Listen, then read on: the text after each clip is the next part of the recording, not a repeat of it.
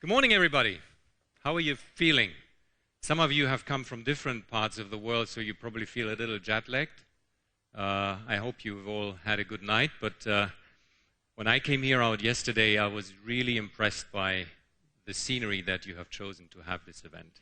And as I think, Joerg, you outlined, and Anke, it is a historical place, so I'm very glad to be here with you today, and I thank you for the opportunity that you give me to talk to you about branding at your workshop. And so for the next 30 minutes or so, I'd like to engage you in a dialogue about the subject of branding and how that has been affected by some shifts that we see going around us in the world. Shifts, many of which have actually irreversibly changed the way we have to think about branding and, more importantly, the way we reach out to our audiences. Many of these shifts have been influenced by technology developments over the last 20 years, and they were quite far-reaching at the societal level. But I would argue, for those of you who like a little bit of history, the coming down of the Iron Curtain and the end of the Cold War, and the social, political, and economical rise of the BRIC countries have also contributed to those shifts. And thirdly, the globally interconnected world that we live in today, and that I think is very important to bear in mind, has brought upon us an empowered consumer like we have never seen before. And it is that consumer and all of you that are bringing increasingly challenges to organizations that can be probably described as paradigm shifts in business. So, what is a brand? You probably all have thoughts about this. You have already been given some definition this morning what a brand is. A brand, well, probably starts with a mark. A mark. Well, a mark doesn't mean anything unless we put it into context and we give it some direction so it can actually attract our awareness. Now, once it has our awareness, it probably should be attractive to keep us and to create maybe a preference. Maybe a brand is famous, but fame can be positive and negative. So maybe the best is a brand has both attractiveness and fame. Then it probably turns our awareness into preference. And I'm sure you're all exposed to this every day. We get brand signals, hundreds and thousands, and you know, some stick, some don't. But for sure, some of them are very old. And they have an endurance over hundreds of years. Some are very young and stand for a whole different set of values. Some are sometimes misinterpreted. This brand may have little to do with our consumer considerations. So, well, it depends what you have consumed and how much of it, then it may become relevant to you. But anyway, brands can stand for organizations. They can stand for products. So, I looked it up in the dictionary for you because I thought I would have to give you, as we're talking about a science, branding is a science, you have to start with a real definition. So, I looked it up in the American Marketing Association's dictionary, and what you read there is a brand is the name, term, design, symbol, or any other feature that identifies one seller's product distinct from those of other sellers. Now, for the purpose of this workshop, I'd like to offer you a different definition, a slightly more provocative one. A brand has actually nothing to do with a symbol, with a logo, with a product, with a service, or any of that. It has to do with the gut feeling, the person's gut feeling of a product, a service, an organization, or anything. Why the gut feeling? Because we are all human beings, and we're not rational beings. We are emotional. We are intuitive. And it's those gut feelings that we need to seek to understand and hopefully to influence so our brands become attractive and people want to engage with us. So, gut feeling. Now, what you just have seen on the previous chart was that many organizations, many products, by the way, those were the top 100 organizations. I'll just go back for a second. In the world, top most valuable brands in the world. Interestingly enough, this order hasn't changed in the top 10 for quite a while until this year. So it's already outdated. The number one most valuable brand, according to Interbrand, which is a global brand agency based in London, actually has now found out that Apple is the most valuable brand in the world, and number 2 is Google. So Coca-Cola and IBM been pushed back a little bit. We'll see how that evolves and develops going forward. The point of this chart, don't try to read it, is only one. Brands historically have been driven by products that companies have provided to us as consumers. And we often have developed a relationship with that product. We know the product, we know the name, we identify with it, but we often don't know the organization that stands behind it. I argue that that has actually changed. So these houses of brands have increasingly developed in what we call, and they put all their focus on that, like yourselves, by the way, into a branded house. So what does that mean? In the case of Unilever, which is a consumer goods company, they are now trying to provide a sustainable living plan to the individuals they engage with beyond the products they produce. Starbucks is providing an environment they draw people in to and provide, hopefully, a way of living beyond a cup of coffee. At least that's their aspiration. BMW is a company that tries to position itself way beyond the car, and actually its focus on mobility overall has helped the company to relaunch their motorbike business in the 70s and 80s last century very successfully. The company I have worked for more than 30 years has always based its existence on more than a computer. You may not know, but America would have never put the man on the moon without IBM. No airline today would fly without IBM. No bank would function without IBM. It is a company that has focused on the profound and significant challenges of this world and has actually repositioned its own brand around what they call Smarter Planet, solving the next problems that we will have and that we already have today. And BASF, we just heard it from Wolfgang. You stand for more than a chemical product. You stand for a sustainable, to read this properly, we create chemistry for a sustainable future. So what you see in all of this is it goes beyond the immediate impression of a product. It is long and enduring, what you try to really establish with a brand. So what all these companies have in common is that they base their enduring existence on what I call a corporate character. Now, what is that? A corporate character is based on some fundamental beliefs that you have as a human being, as an organization, on some values that you share, and a purpose that transcends way beyond the product, the service, or any kind of offering that you might have. And it's for that corporate character that you actually try to sign up advocates. Like Wolfgang asked you to become advocates for your employer brand and reach out to other constituencies and scale that brand through those relationships. Now, how do you scale a brand? Very important. The starting point is you must have a belief. But if you have a belief, that doesn't mean yet anything unless you can share that belief with others. So sharing that belief with others and convincing others to join you and start acting together with you on that shared belief will become and make you stronger.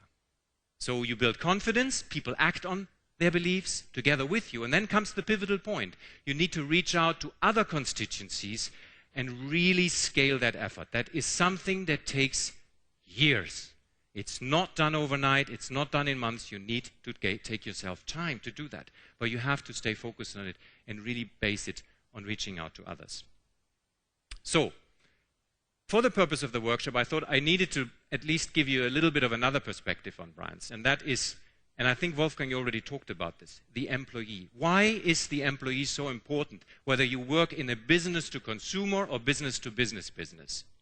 Because it is the most important asset that a company and an organization, an institution has.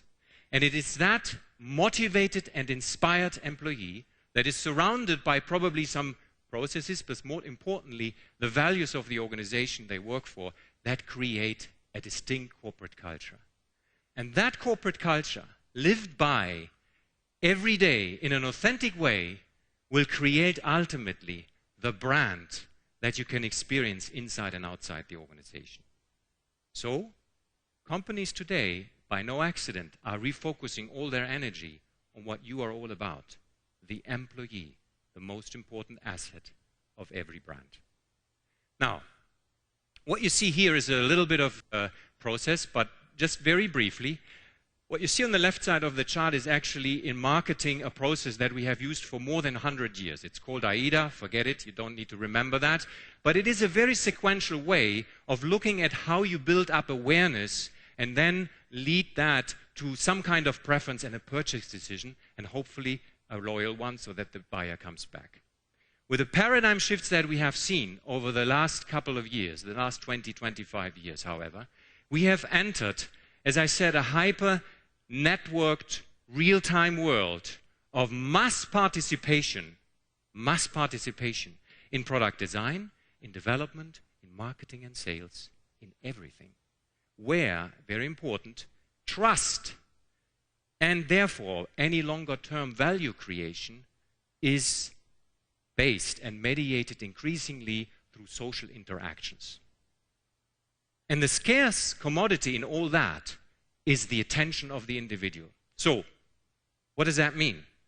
That any meaningful brand like BASF has to base its long-term existence, its endurance, on some very careful thinking about what do you stand for? And we heard about the team strategy that you have and what BASF is all about in terms of its value system, how it wants to distinguish itself from the rest of the world, how it wants to engage, and most importantly, how it wants to be experienced in a consistent and coherent fashion. So in IBM, where I worked, we talked to a lot of leaders around the world, and this is what you hear. In today's world, we are living in an environment which has become completely transparent. So the boundaries in which a culture is inside the organization and outside happens something else are over. Your company is completely transparent. Who you are is what you are and how you behave every day. Transparency. Consequence of that is people want to engage with you not as an anonymous organization, but they want to engage with you at an individual level. And so the control over a brand or the control over a company, if it ever has existed, it's definitely over. You are in the hands of those people out there. And they demand every day one important thing, and that is that you are authentic, that you are and behave what you want to be. Now, in that transparent world, I would argue that it, therefore, is absolutely, well, we talked about transparency, but it is impossible to segment a company's view of itself. So what is happening inside the organization and what you want to actually project to the outside needs to be one thing. You cannot separate that anymore like in the past. Therefore, it is not sufficient to communicate with our people, but you actually have to help them every day to live that authenticity, to make your organization as authentic as it needs to be. And that is easier said than done. I just talked about it. It's not a matter of months. It's a matter of years. And it is something that you have to stick with and do all the time so that they can really behave the way you want them to behave. Now, this is one of my favorite quotes, said 150 years ago by the then President Abraham Lincoln in the United States. And I think this quote expresses very nicely what we're talking about. It is as relevant today as it was then. Brands are all about authenticity. And, reputation is just something that you have today and that disappears tomorrow. You can actually build it up over years and you can lose it in a day or a week, particularly in today's world. But if you behave and act authentically, and even if you have a big problem, and I can imagine that a company like BASF has many of those exposures, as long as you are authentic, you will be able to recover. I'd like to give you an example of what we're really talking about. So, Catholic Church. Now I have to be careful. Religions is something that people think and feel about very differently, depending which religion you are adhering to. But the point of this chart is actually that when Francisco, the current Pope, came into power, I think he realized very quickly that the Catholic Church had an increasing gap between its aspiration and the actual behavior of many of its representatives and the organization at large. And I think he realized that that was the root cause for some of the decreasing popularity and credibility of that institution. So no surprise, I think, he has started to focus on fixing that and closing that gap and bringing aspirations again in line with the actual action. And I think that is something that will probably also take quite a long time, but it is clearly necessary, because if you aspire to change the world, you better have your own house in good order. So, I think what we're seeing with the Catholic Church is a major rebranding effort around that organization, and watch out, it will take some time. So we also talked to a lot of leaders around the world, and these are CEOs. IBM has been doing a study every other year ever since 2004 and has collected about 5,000 interviews with CEOs from organizations small and large and medium-sized around the world. And these are the 4 core mega trends that they see affecting their businesses. Of course, first one, globalization of value chains and the change in demographics. You all are very aware of that, and depending on the continent you work on, those can mean very different things to you. But the CEOs also talked about a whirlwind of new social media platforms that are really coming at their organization. So whether that is YouTube or Twitter or LinkedIn or Facebook or Renren, you name them, big challenge for organizations. Why? Because the new workforce is demanding a company to provide them with the same kind of environments that they live in outside the organization. Now you combine that with that trend about mobility, that explosion in mobile devices where everybody wants to bring their own device to work these days, you come to the most important trend on this chart, and that is the explosion of data. CEOs feel overwhelmed under the data that is coming at them. And that data, by the way, is not the real point. The point is, how do you distill what I call actionable insights from that data that you can act on? So when you look at this chart, this is the threat. The time period from 2010 to 2015, and we are almost there, the data that is growing most comes from the most messiest sources. So social media platforms, voice, audio, sensors, that's the data that is coming at enterprises. It's growing by a staggering of 800% in that time frame. And 80% of that data is uncertain. So unless your organization develops capabilities that can really distill, as I just said, insights from those data, you are left in dark. And this is the challenge for every brand. How do you collect meaningful data that you can act on? What does this all mean for our organizations and branding overall? First of all, I think we need to completely change marketing. Marketing has been a highly interruptive process where the audience has been bombarded in a non-participatory way with messages. And any progress in the relationship cycle has basically governed by the permission to do so. That has to stop, because the paradigm shifts that we have seen has brought us a world where people today are learning every day going out on the internet. They are self-directed learners. They don't need anybody. They learn all time.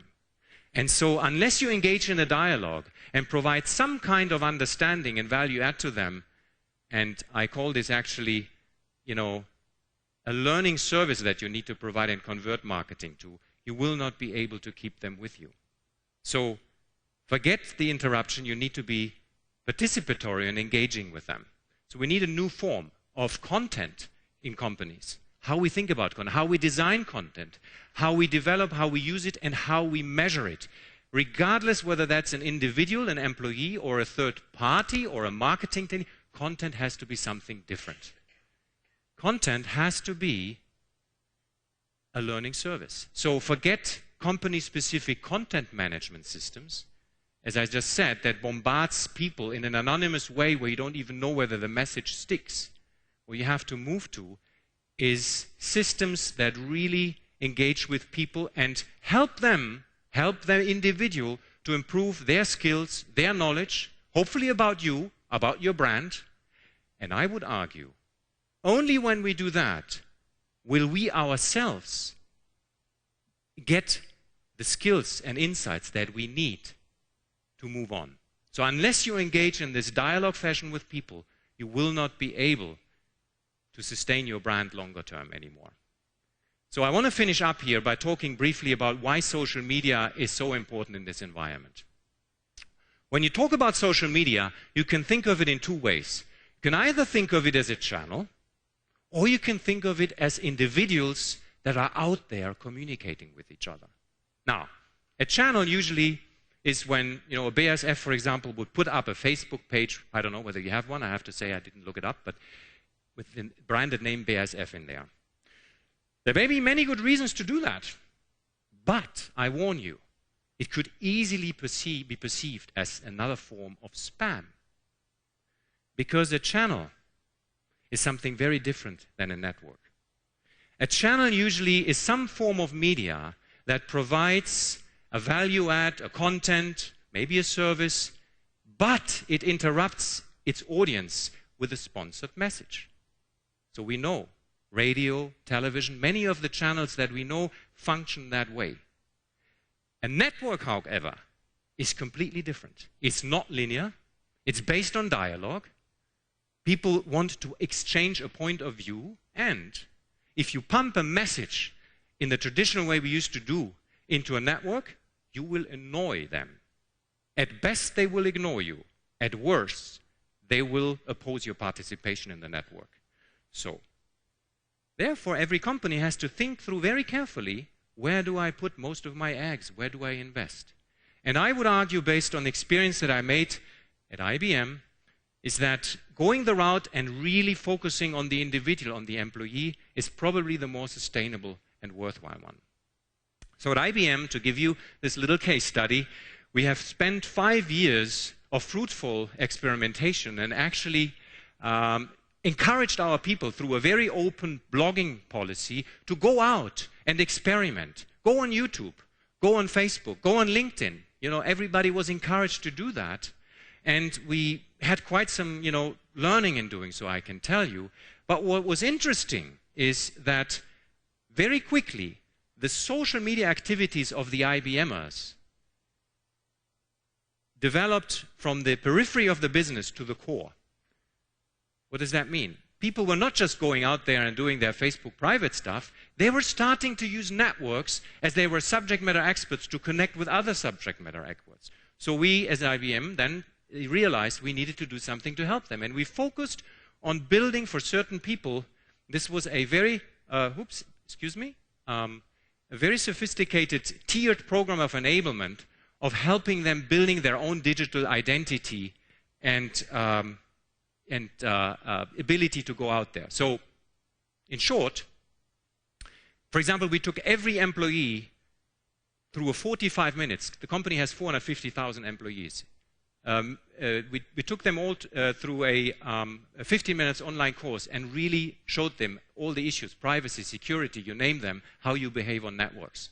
We then went on and picked some of the more sophisticated subject matter experts and gave them coaches. So today, the company has built around their social media activities of their employees a massive system of engagement.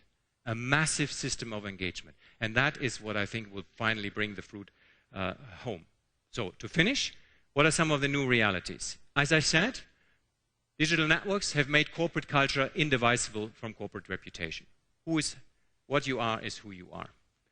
You clearly have to focus on, you know, who is influencing who. We still think as companies we can influence many, the many influence many more. Unless you build this network of advocates that I talked about that shares your belief, you won't get very far. Relationships are at the individual level. Everybody has the same tools. So control, forget it. You can't control things. You need to engage, you need to listen, and you need to react on that. And therefore, you know, this sequential, very interruptive way of doing things has to be complemented, I would say, replaced by a very iterative and communication-based environment. BASF, the chemical company.